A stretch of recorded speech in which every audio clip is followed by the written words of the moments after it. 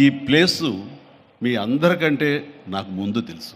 2000 సంవత్సరంలో రామ్దేవ్ ఇది ప్రారంభించినప్పుడు ఇక్కడ కొన్ని మొక్కలు పాంప్లెట్ వేసి మా ఇంటికి తీసుకొచ్చి, మీరు ఇల్లు కడుతున్నారు, ఏదైనా ఉపయోగపడుతుందో చూడండి అంటే వెంటనే ఎంత ముచ్చటేసిందంటే, ఎప్పుడో విదేశాలకు వెళ్ళినప్పుడు ఇలాంటి మొక్కలు, ఇలాంటి కళాకృతులు, ఇలాంటి అద్భుతమైనటువంటి సజీవ శిల్పాలు, జీవం ఉన్నటువంటి ఇలాంటివి చూస్తుంటే ఇలాంటివి మనం తీసుకెళ్ళిపోతే బాగుండే, వాడ షిప్లో తీసుకెళ్తే బాగుండే అని అంత టెంప్ట్ అయ్యేవాడిని. అలాంటిది ఇక్కడ హైదరాబాద్లో ఈ శివారుల్లో ఒకటి లభిస్తుందంటే కనుక చాలా ఆనందంగా ఉంటుంది. రామ్దేవ్ ఫస్ట్ ఆఫ్ ఆల్ నేను కూర్చున్న చోట బయట కనపడకుండా నాకు ఏదైనా ఫెన్సింగ్ లాగా ఉండాలి, అలాంటి గుబురుగా ఉండకూడదు అంటే అక్కడ చక్కగా కొమ్మల్ని ఒక ఫెన్సింగ్ లాగా అల్లి పైన మాత్రం గ్రీన్ ఉండేలాగా పెద్ద స్క్రీన్ చేశాడు. అది ఇప్పుడు చూస్తుంటే కనుక ఎంత బాగుంటుందంటే బయట నుంచి చూసేవాళ్ళకి నేను జైల్లో ఉన్నట్టు ఉంటుంది, అన్ని కటకటాల్లాగా ఉంటుంది.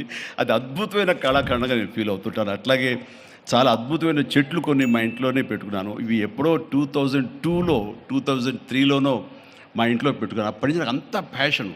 ఆ తర్వాత ప్రతి క్షణం ఈయన ఎదుగుదలను చూస్తూ వచ్చాను. ఎక్కడ నాకు ఈయన రామ్దేవ్ ఒక వ్యాపారవేత్తలా కనబడ్డాడు, ఒక కళాకారుల్లా కనబడతాడు. అందుకే నా మనసుకి అత్యంత దగ్గరగా అయ్యాడు.